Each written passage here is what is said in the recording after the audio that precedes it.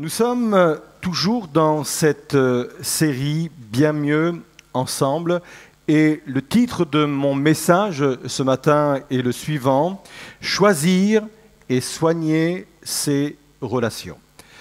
Je vais être très pratique et je suis même convaincu que pendant ce message, il y aura même des paroles prophétiques. Je ne vais pas les qualifier comme ça, mais vous les entendrez comme des paroles prophétiques et qui répondront sans aucun doute à vos situations actuelles, peut-être des relations compliquées ou difficiles. Et je suis convaincu que cela va vous aider parfaitement. Nous l'avons déjà vu dans les autres messages, nous sommes des êtres relationnels parce que Dieu l'a voulu ainsi. Dieu nous a créés à son image et Dieu est un être foncièrement relationnel. D'ailleurs, l'histoire de l'humanité est l'histoire d'un Dieu qui a voulu étendre ses relations. Avant la création de ce monde, de cette terre, avant votre création, la création des êtres humains, il y avait un monde qui était déjà créé. Je ne suis pas en train de parler des extraterrestres, hein. Je suis en train de parler du monde spirituel. Et Dieu avait déjà des relations avec le monde spirituel. Il avait des relations avec les personnes de la Trinité, le Fils et le Saint-Esprit. Il avait des relations avec les anges, parce qu'il y a des milliers et des milliers d'anges. Et Dieu avait déjà un relationnel, on va dire, actif avec tout ce monde, avec ces êtres spirituels. Mais parce qu'il est foncièrement relationnel, il a voulu élargir son domaine de relation et c'est pour cela qu'il nous a créés. Et quand cette relation avec l'humanité a cessé à cause du péché, à cause de la chute de l'homme, il s'est empressé de mettre en œuvre quelque chose pour rétablir cette relation. Et ce quelque chose, il l'a payé au prix fort en envoyant son Fils Jésus-Christ mourir sur la terre pour nos vies. Toujours avec cette idée, cette perspective de renouer cette relation qui avait été cassée. C'est la raison pour laquelle, écoutez bien ceci, nos relations jouent un rôle de première importance dans nos vies. Et je vais mettre cette phrase devant vous pour que vous puissiez bien l'imprimer. Réussir sa vie, c'est avant tout réussir ses relations. C'est la raison pour laquelle il faut bien choisir ses relations. Vous connaissez tous cette citation qui dit qu'on ne choisit pas sa famille, on a la famille qu'on a héritée, dont on a hérité, mais on peut choisir ses amis. Alors pour bien comprendre de quoi on parle, on va projeter devant vous un schéma qui va nous parler des différents cercles relationnels, les cercles sociaux, on va les appeler comme cela. Il y en a plusieurs, mais peu importe, vous arrêtez pas trop sur les définitions, mais c'est pour comprendre que dans nos relations, nous fonctionnons comme cela. Il y a le cercle extérieur qui est un cercle de relations occasionnelles. On ne choisit pas les personnes qu'on va croiser dans la rue. On ne choisit pas les personnes que l'on va rencontrer dans les magasins. On ne choisit pas les personnes que l'on va rencontrer à la salle de sport. On ne choisit pas les personnes qu'on va rencontrer même dans nos entreprises. Quand je suis embauché, je ne vais pas demander à mon patron la liste du personnel et de dire non, ça ne me plaît pas, il ne me plaît pas, donc je ne vais pas venir. Comprenez, il y a des relations qui nous sont de fait imposées, qu'on ne peut pas choisir, mais on doit choisir les personnes qu'on va, au fur et à mesure, faire rentrer dans nos cercles de proximité. Vous me suivez jusque-là ?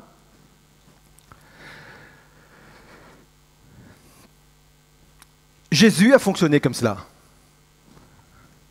Jésus a aimé le monde entier. Toutes les personnes que Jésus a croisées, il les aimait. Mais il n'a nourri que 5000 personnes. Il n'a formé que 70 personnes qu'il a envoyées ensuite 2 par 2. Sa garde rapprochée n'était composée que d'une douzaine de personnes, 12 personnes. Et si on rentre dans un cercle encore beaucoup plus intime, parmi ces 12, 3 étaient vraiment très proches de lui, Pierre, Jacques et Jean. Et il va falloir vraiment qu'on réalise qu'il y a des relations qui s'imposent à nous, mais il y a des relations que nous devons choisir. Pour faire passer certaines personnes d'un cercle extérieur à un cercle plus intime, il va falloir qu'on ait du discernement. J'aime beaucoup ce texte de Jésus qui dit ceci, il s'adresse aux disciples, « Je ne vous appelle plus serviteurs, mais je vous ai appelés mes amis. » Et ne pensez pas que Jésus a dit ces paroles à tout le monde. Il faut vraiment laisser ce verset dans son contexte. Et le contexte, c'est quoi? C'est qu'il se trouve à la dernière Pâques, il a des choses importantes à dire, et là, il est entouré des 12, même pas les 12. Parce qu'au moment où il dit ces paroles, il attend que Judas sorte de la pièce. Parce que Judas vient d'être révélé comme celui qui allait le livrer. Et une fois qu'il est en présence des 11, il leur dit « À vous, je vous fais vraiment rentrer dans mon cercle très intime. Je ne vous appelle plus serviteurs, mais je vous ai appelés mes amis. » Et il faut vraiment qu'on ait le discernement pour que nous puissions, au milieu des personnes que nous côtoyons, choisir celles qui vont devenir réellement nos amis.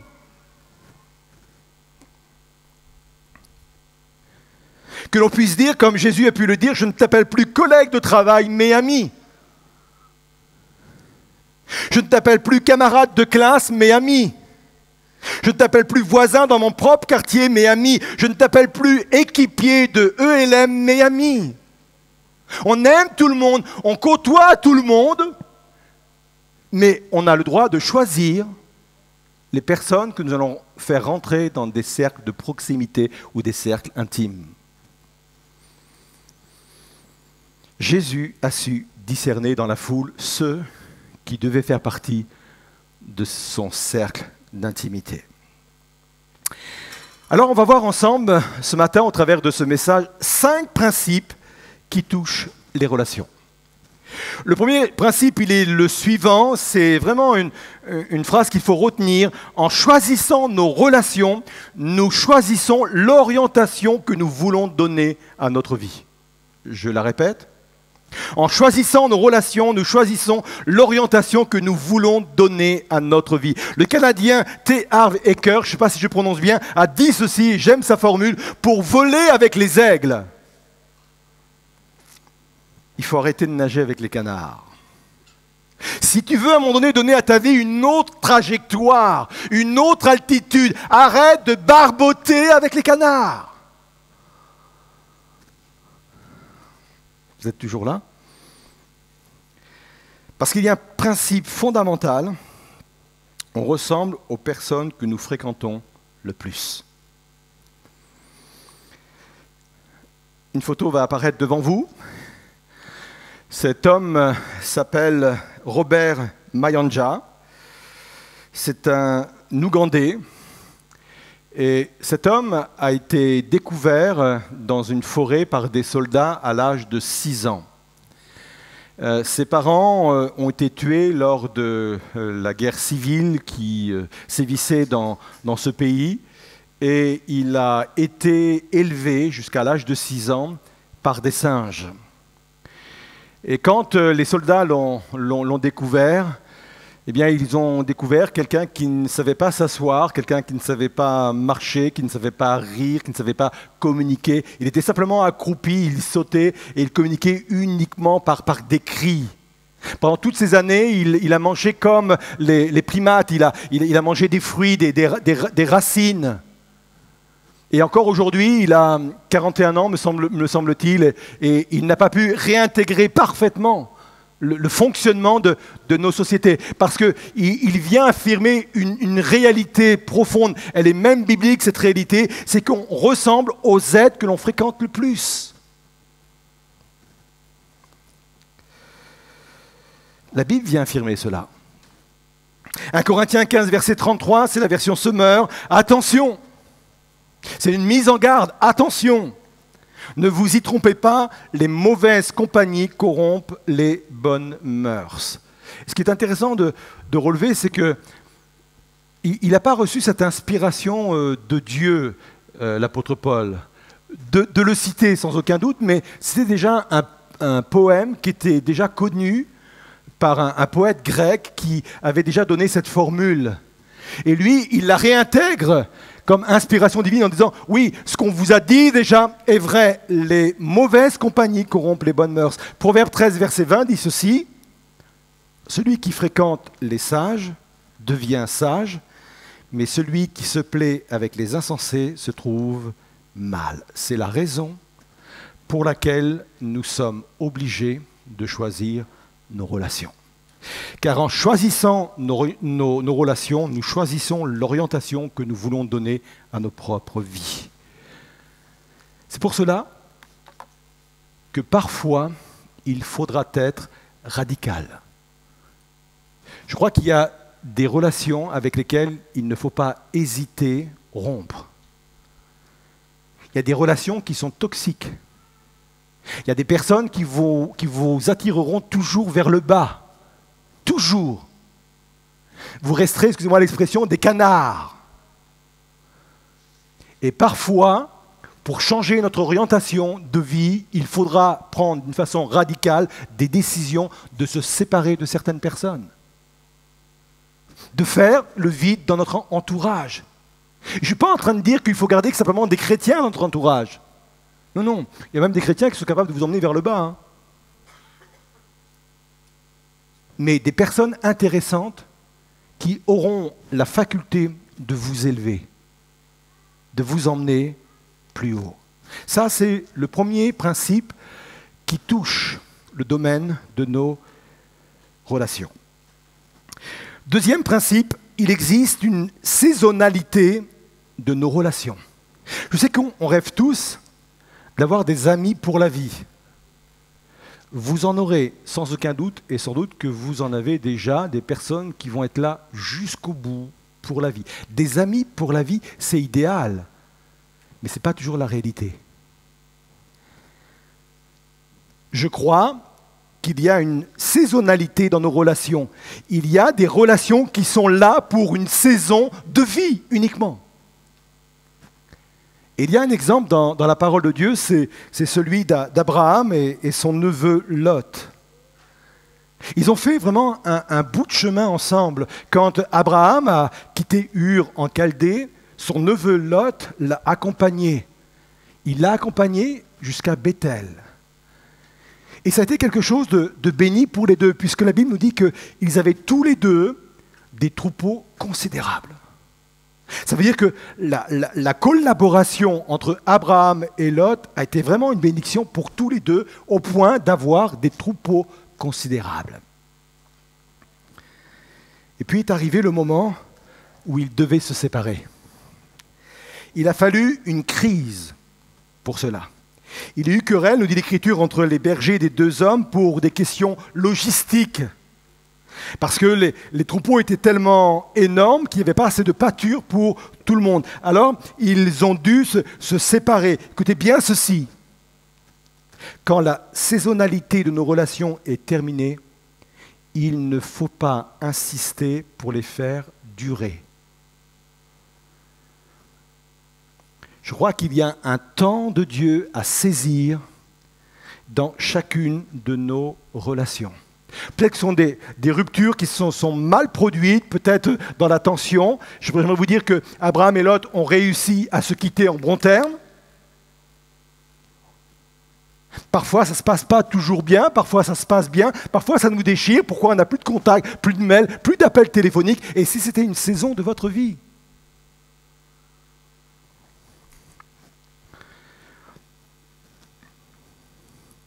Il y a une illustration que j'aime beaucoup, c'est le décollage des fusées. C'est impressionnant, hein, les hauteurs, les orbites que les fusées peuvent atteindre. Et vraiment, ce qui est impressionnant, c'est qu'au fur et à mesure où ils atteignent leur orbite, leur destinée, je vais l'appeler comme cela, au fur et à mesure, ils se délaissent de plusieurs étages de la fusée, et notamment des réservoirs. Et ces réservoirs étaient très utiles pour atteindre ces trajectoires. Mais au fur et à mesure de la courbe, ils se délestent de certaines parties de la fusée. Et moi, je crois que dans nos relations, c'est exactement la même chose. Peut-être pour nous lancer dans des projets, pour nous lancer dans certaines trajectoires, on a besoin. Dieu a permis que nous ayons au milieu de nous, autour de nous, des relations qui ont été bénissantes pour cela. Et au fur et à mesure que le projet avance, que les choses avancent, naturellement, il y a un délestage. Et ne voyez pas cela comme quelque chose de grave, de dramatique. Il y a des saisons dans chacune de nos relations.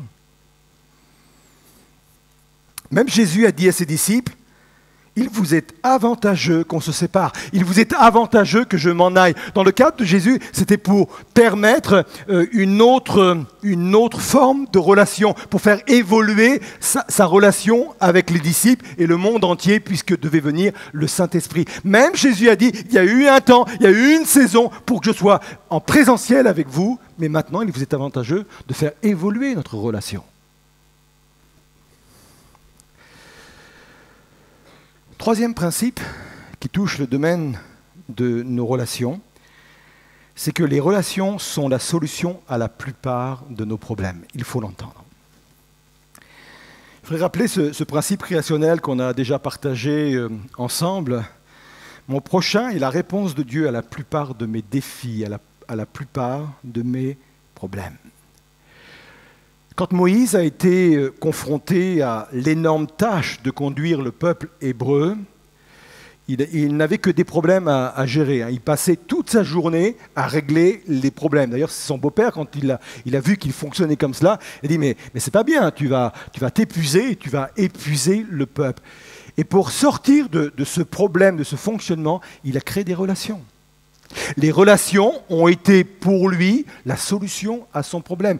Il est allé voir ceux qui étaient capables, ceux qui avaient reçu pour pouvoir gouverner, diriger, etc. Il a créé autour de lui des relations. Et les relations ont été la solution à son problème.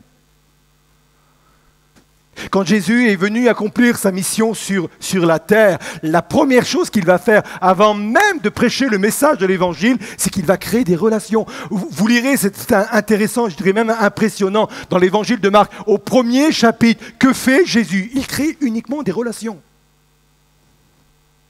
Il va se promener vers le lac de Galilée, il va rencontrer Simon et André, première relation. Mais il ne s'arrête pas là, il va un peu plus loin, il va rencontrer Jacques et Jean, mais il ne s'arrête pas là, il va encore rencontrer Lévi qui va devenir Matthieu. Bref, il est en train de tisser des relations parce qu'il sait très bien que la solution pour relever son défi va se trouver dans les relations qu'il va nouer. J'aimerais vous dire que ça, c'est un principe biblique. Le résultat, ou plutôt la victoire sur certaines de nos difficultés se trouve dans les relations. Et là, il y a une différence entre la culture occidentale, j'ai lu quelques articles sur le sujet, et aussi la culture asiatique, et j'aime comparer les deux cultures. La culture occidentale, c'est quand j'ai un problème, je cherche la solution en moi. Dans mes acquis, dans ce que j'ai appris, dans ce que j'ai entendu, dans mon expérience, voire même dans mes biens matériels. Est-ce que avec mon argent, je ne peux pas régler ce problème? C'est un réflexe dans le monde occidental. La culture asiatique est différente. Quand un Asiatique est confronté à un problème, il se pose cette question, quelles sont les relations que je peux mettre en place pour résoudre ce problème? Et ça, c'est biblique. Ecclésiaste 4, verset 9, il est dit ceci, « Deux hommes associés sont plus heureux qu'un homme solitaire. À deux, ils tirent un bon profit de leur travail. Si l'un d'eux tombe, l'autre le relève. Par contre, celui qui est seul est bien à plaindre, car s'il tombe, il n'a personne pour le relever. » Verset 12, « Deux personnes peuvent résister à une attaque qui viendrait à bout d'un homme seul. Plus une corde a des brins, plus elle est solide. » Pourquoi on aime au milieu de nous mettre en place des petits groupes? Et notamment, bien sûr, c'est un peu mis mal à mal, oui, en mauvaise posture avec les mesures sanitaires, mais on aimait se retrouver aussi dans des soirées avec des femmes et puis des soirées entre hommes. C'est pas pour dire on n'a pas besoin de vous les hommes, on n'a pas besoin de vous les femmes, mais c'était pour créer un relationnel. Parce que je crois qu'il y a des victoires que l'on peut remporter uniquement à partir du moment où on construit un relationnel. Si je reste seul avec mes combats, avec mes luttes, avec mes vices, c'est compliqué. Moi, j'ai vu de réelles victoires se remporter quand il y a eu un groupe d'hommes, de femmes qui se sont rassemblés en disant, voilà, je vous explique mon combat, je vous explique mon problème. Est-ce que vous pouvez être avec moi? La solution a été dans les relations. La Bible dit, si deux s'accordent, et deux, c'est le chiffre minimal. La solution à mes problèmes est souvent dans les relations.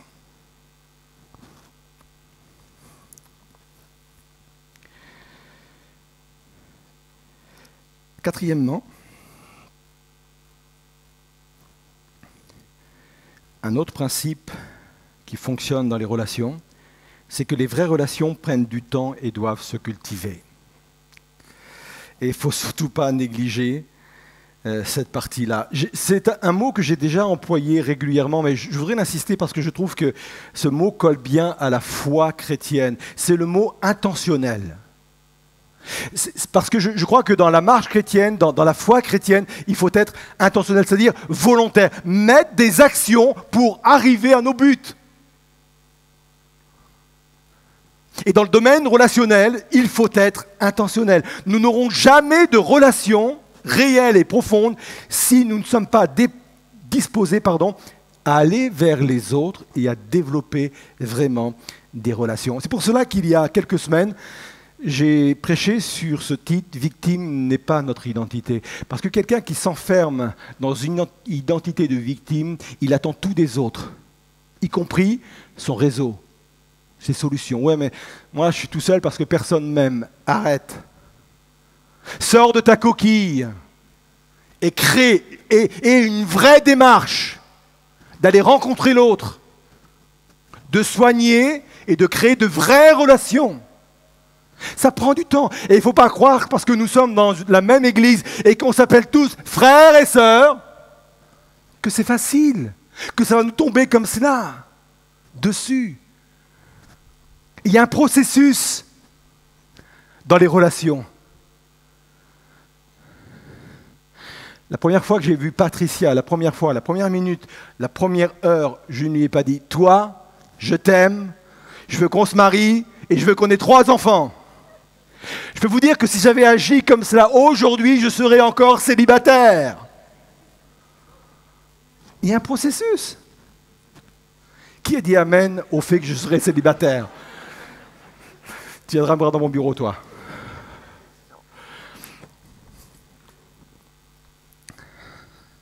Parce qu'il y a un processus qu'il ne faut pas négliger, il faut soigner. C'est vrai que les médias sociaux auraient tendance à nous faire croire qu'il suffit de cliquer sur le bouton « j'aime » pour avoir un tas d'amis. C'est plus compliqué que ça. Si vous n'avez pas fait d'efforts pour avoir vraiment un relationnel, un réseau d'amis, si vous n'avez pas fait d'efforts, ce n'est pas été intentionnel, ce n'est pas soigner ces relations, ne vous plaignez pas. Je suis dur, hein? Ne vous plaignez pas d'être seul et n'attendez pas tout des autres. C'est un principe qui touche le domaine de nos relations. Alors c'est vrai que les relations peuvent nous apporter une grande joie, mais également une grande tristesse.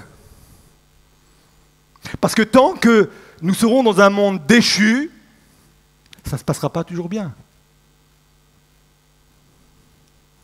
David va le dire au psaume 41, verset 10, il dit « Et même mon ami, en qui j'avais confiance, celui qui partageait mon pain, ma bière, mon sandwich, mon canapé, s'est tourné contre moi. Et c'est vrai, quand on a vécu de mauvaises expériences dans ce domaine-là, on aurait la tentation de se replier sur soi-même et de dire c'est fini. Et je suis convaincu qu'il y a des personnes peut-être qui se trouvent dans ce schéma-là, dans cette attitude, cette posture-là. C'est fini. J'ai donné. Mais j'aimerais vous dire que les bénédictions qui découlent de nos relations sont beaucoup plus grandes que les risques.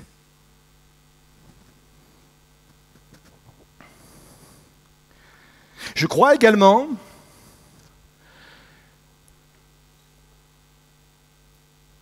qu'il ne faut pas négliger le côté providentiel de nos rencontres.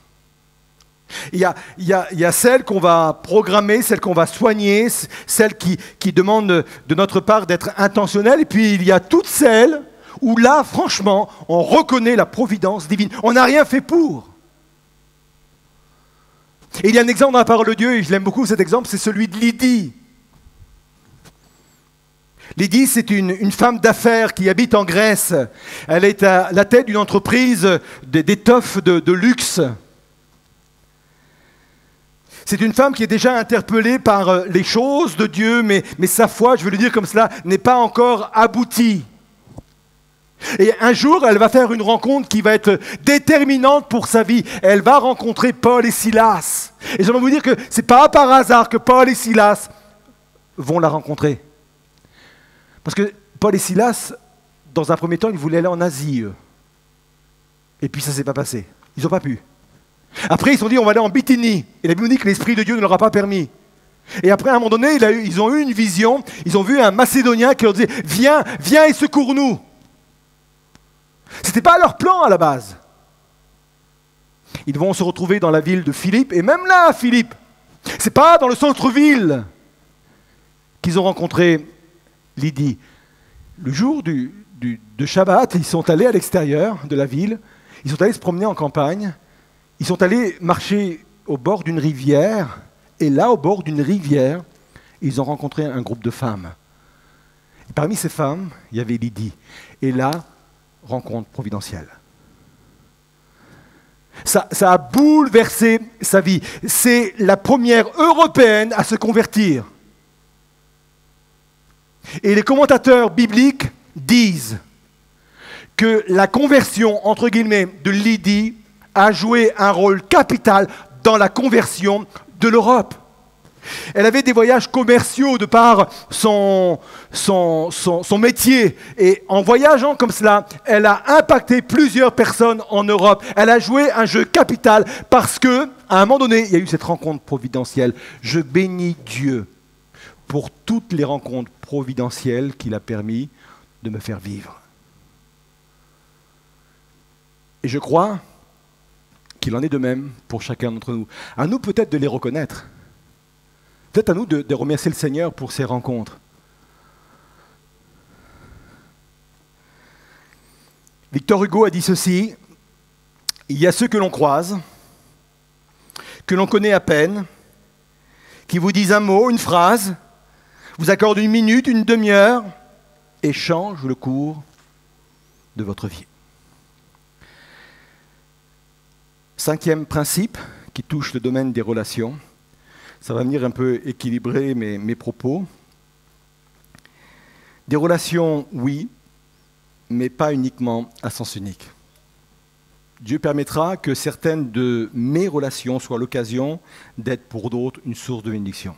Il ne faut pas envisager ce que je viens de partager avec vous ce matin, simplement de vivre cela. Qu'est-ce que je peux retirer, moi, des relations? Mais qu'est-ce que je peux apporter, moi, aussi dans le domaine des relations vis-à-vis des autres? Et je crois que mes relations seront d'autant bénies que j'aurai ce double fonctionnement.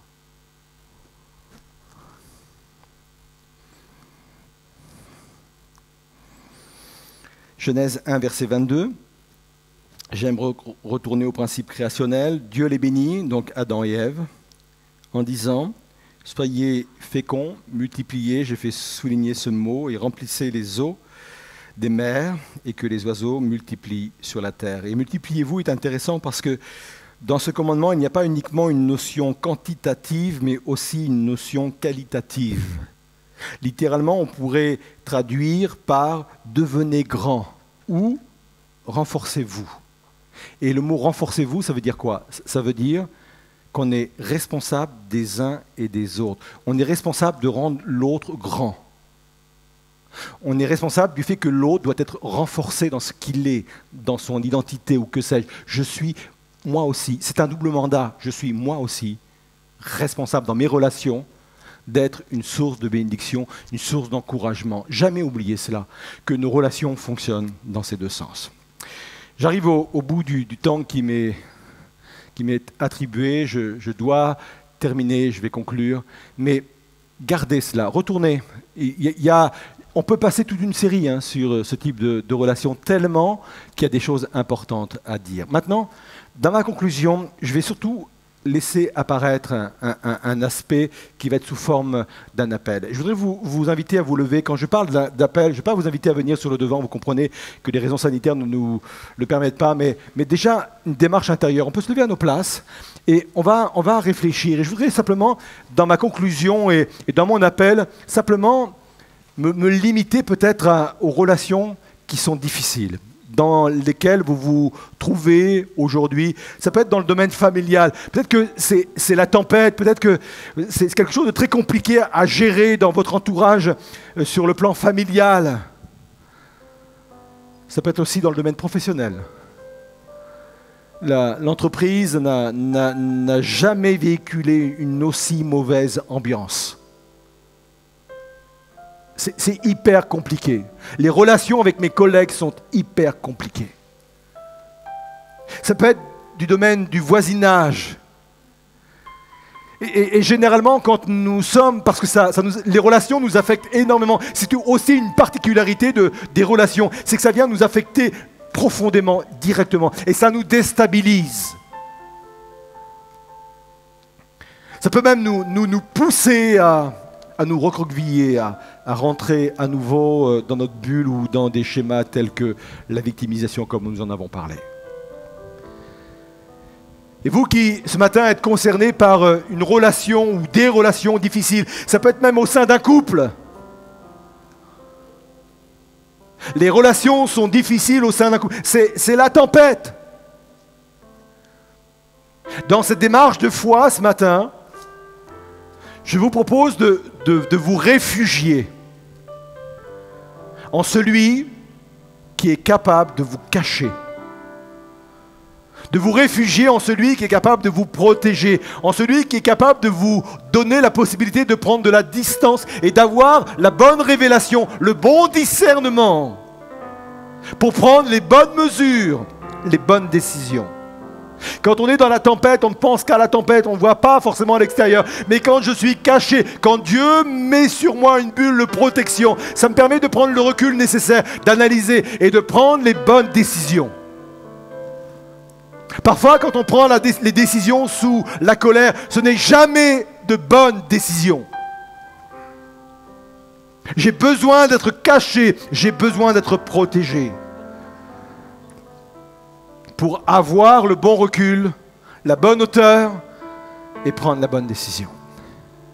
Alors pendant ce chant, ceux et celles qui ce matin se sentent concernés, où la parole de Dieu a un retentissement particulier dans leur cœur, et c'est pour vous aussi, chers internautes, cachez-vous, venez vous cacher en Christ.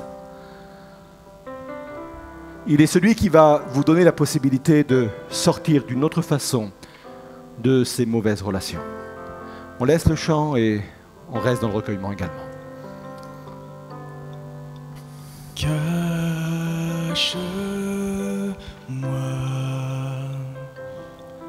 à l'ombre de tes ailes. Couvre-moi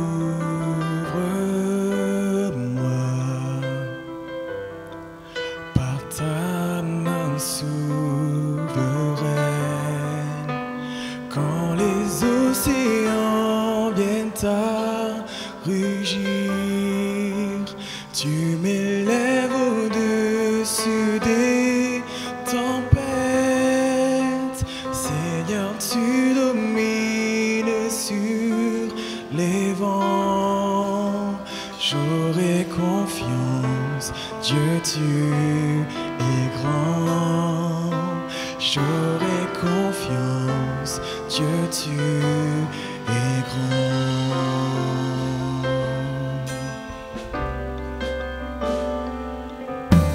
Jésus, seul, je me confie, je me confie.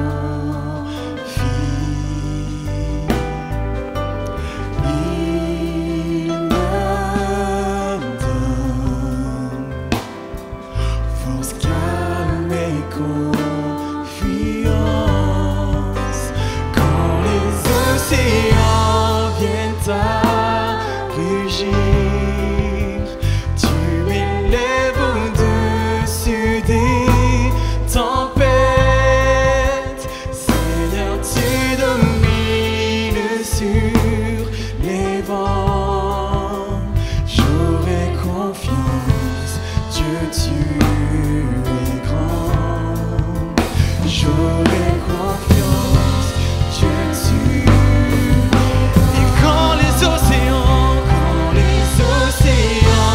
viennent à rugir, oui, déclarons-le, tu m'élèves au-dessus des tempêtes. Seigneur, tu domines sur les vents. J'aurai confiance, Dieu, tu es grand. J'aurai confiance, Dieu, tu et quand les océans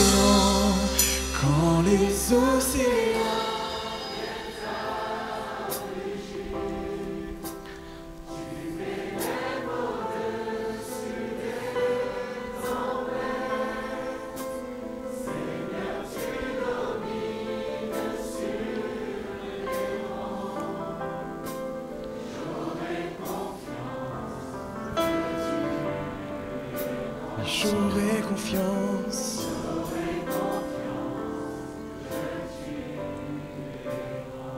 La musique peut continuer. On va rester dans le recueillement et je voudrais m'adresser à ceux et celles qui vraiment se sentent interpellés. Je l'ai dit et j'ai aucun problème pour l'assumer. Je crois que cette parole que nous avons partagée ensemble est une parole prophétique pour plusieurs.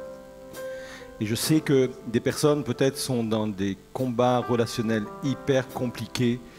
Et je crois qu'au travers de ce message, il y a des portes qui peuvent s'ouvrir, il y a des situations qui peuvent vraiment s'éclaircir. Et j'aimerais vraiment avoir un temps de prière pour vous. Il vous suffit simplement, à votre place, de vous signaler, simplement en levant la main. Je priais pour vous.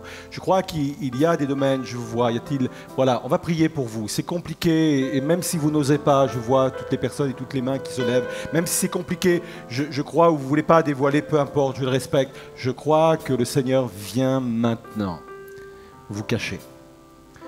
Il vous cache à l'abri de son ombre, à l'abri de ses ailes. Il vient, il vous cache. Soyez en paix, demeurez en paix. Il va vous montrer le chemin à suivre. Peut-être que pour certaines personnes, il vous dira, il faut rompre là. Il faut casser cette relation toxique. Ces amis que tu as autour de toi t'entraînent vers le fond, il faut que tu casses ça. Ou alors, il vous demandera, il faut que tu pardonnes. Ou alors, il vous dira, reste en paix. J'ai l'issue dans cette solution. J'ai l'issue. Ça va bien se passer. Il y a encore quelques temps où ça va bouger, mais j'ai la solution. J'ai ta solution et ta situation entre mes mains. Je crois qu'à chaque situation, Dieu a une solution. Peut-être que votre solution sera dans plus de relationnel. Peut-être que votre problème relationnel est simplement un problème de solitude ou de blessure intérieure parce qu'une mauvaise relation s'est produite. Donc c'est la guérison dont vous avez besoin. Guérison intérieure, blessure ou autre. Alors Seigneur, je te prie vraiment de passer dans ce lieu, dans cet auditoire et également auprès de nos internautes, Seigneur, pour que tu apportes vraiment la grâce et la bénédiction que les uns et les autres ont besoin. Seigneur Jésus, tu leur parles directement et tu leur donnes vraiment la direction dont ils ont besoin d'entendre, qu'ils ont besoin d'entendre. Merci Seigneur pour cela. Viens les cacher, qu'ils sentent cette réalité. C'est plus que des mots, Seigneur. Ce sont des réalités. Viens les cacher. Qu'ils se sentent cachés, protégés en toi, Seigneur. Et qu'ils aient enfin le recul nécessaire pour prendre la bonne décision. On reprend ce cœur même. Quand les océans viennent à rugir, Tu m'élèves, Seigneur. tu m'élèves au-dessus des tempêtes. Seigneur, tu domines sur les vents. J'aurai confiance, Dieu, tu es grand. J'aurai confiance, Dieu, tu es grand. Quand les océans viennent à rugir, tu m'élèves au-dessus des tempêtes. Seigneur, tu domines sur les vents.